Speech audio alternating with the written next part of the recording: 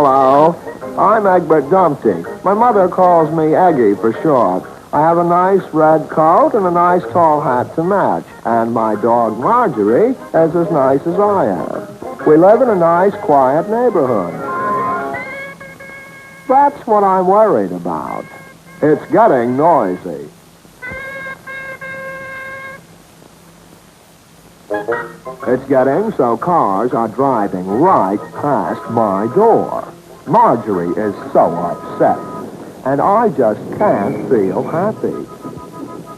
Would you believe it? Yesterday I was almost run over 11 1/2 times. I counted them. I never know what I'm supposed to do. They say things are getting better, but really they're getting worse and worse. Somebody should invent a machine that would take us away from all this. I mean, take us into a time when there weren't any autos or trucks or things. Wouldn't that be nice? I'd walk up to the machine, pull the adventure lever, and turn on the fabulizer lamps around the timeometer. Then the giant spanning eye will put me into a time swirl, and I'll go back 1,000,000 years. You think that'll be enough? 1,000,000 years?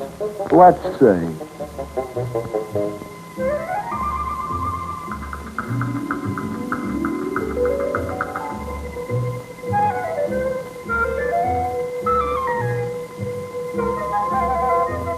Ah, the smell of the gumdrum trees and the song of the whippoorwill birds.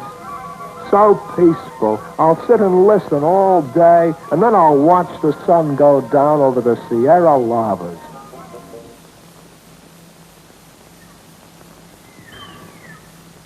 And in the evening, I'll unpack my purple nightcap, and I'll sleep snug in the branches of a goober tree. Goober tree?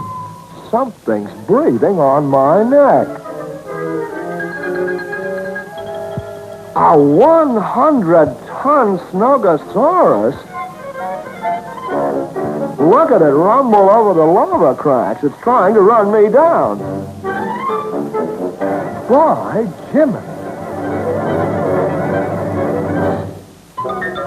I'll drive off on a Hypsodon wearing my floppy motoring cap. Won't that be nice? And I'll drive Marjorie to the very tip-top of the mountain to show her the view. Why is this mountain moving? It's a bloopersaurus. Oh, Jiminy.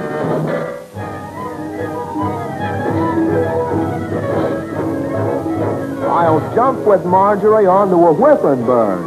This time I'll be wearing my red helmet and the earphones to match. Won't that be nice? Every gunkadonis in the sky will envy us as we zip along. They'll fly down to say hello and, Jiminy, too late. That poor whipping bird.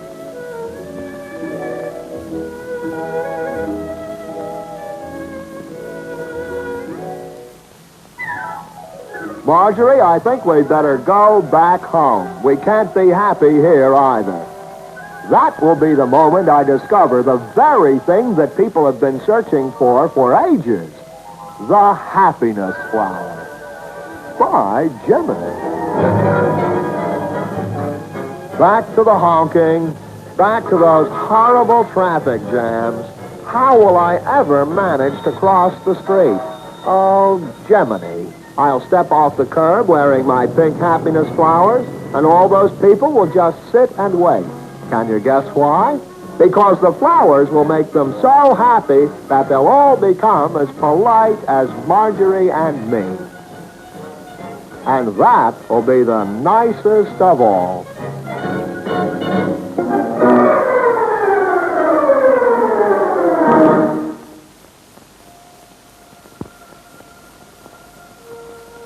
My teacher taught me that once upon a time, I think I'll tell you all this in rhyme. People didn't understand a thing about the land. For instance, they once believed that Atlas the Strong held the world upon his shoulders for ever so long. And another thing that people thought that was really very silly was that the earth was flat and square, although a little hilly. And if you walked and walked and walked, you couldn't help but reach the edge. And when you did, beware, they said, you'd better hang on to the ledge, for if you fell, you'd fall forever and never come back to earth. No, never. Unless you were lucky, like this old explorer, who had a close shave, for he almost went over. Well, anyway, they said one day a stone came tumbling down, and then it hit poor Atlas' toe before it touched the ground. And the earth, all jumbled up like that, started to heave and mutter. And that's when the earth was all covered with blood, and all you could hear was a sputter. Well, that's the way it went, they say, for another age or two.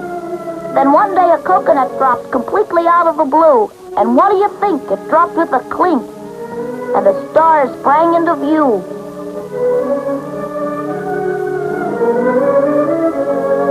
You may have guessed that as time went on, people were learning how to get on, little by little. Scientists and such were bringing man out of his age-old rut. For example, one beautiful sunny fine day, a man was flying around and away on a beautiful carpet, a magic one, when lo and behold, when he looked straight down, he suddenly knew that the earth was round. He couldn't believe it. Dumbfounded was he. So down he flew to take a look-see.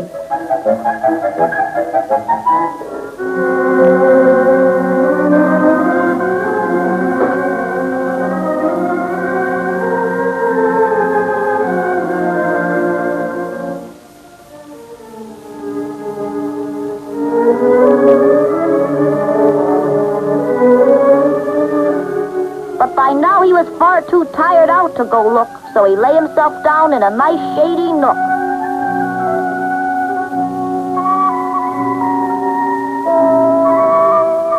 But soon he awoke with a start to discover the shade was quite gone. 'Twas a terrible bother.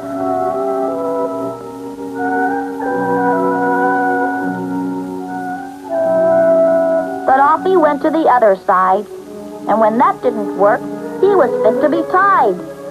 Puzzled and mad at the shade's disappearance, he gave up his snooze and decided to dance.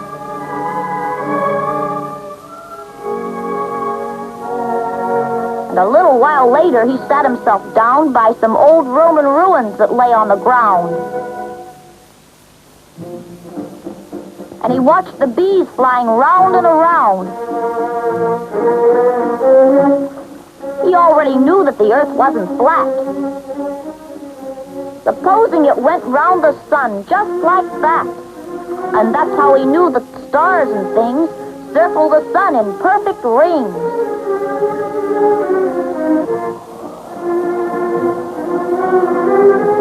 And that's what makes the seasons and all, winter and spring and summer and fall.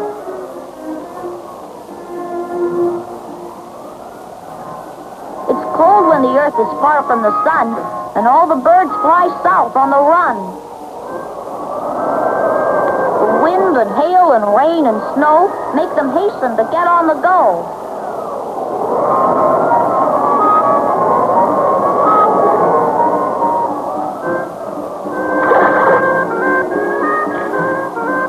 The old north wind is cold and biting. The nice warm south is more inviting. So down they fly in perfect order to sunnier climes south of the border. It's close to the sun in the south, you know, and that's why bananas and palm trees grow. And you know, of course, that by the equator, there's many a lion and alligator. My goodness in heaven, he's gone too far south. He'd better not land in a cannibal's mouth. Saved by the bell. I guess I was dreaming. I'm sorry, Professor. Please don't look so fuming. I've gone over my lessons and dreamt about stars and suns and moons and seasons and Mars. Wham! I suppose that's the end of my daydreams in classes. I guess after all, he can see through his glasses. What is he mumbling? What's it about? I'm still in a daze, and I can't make it out.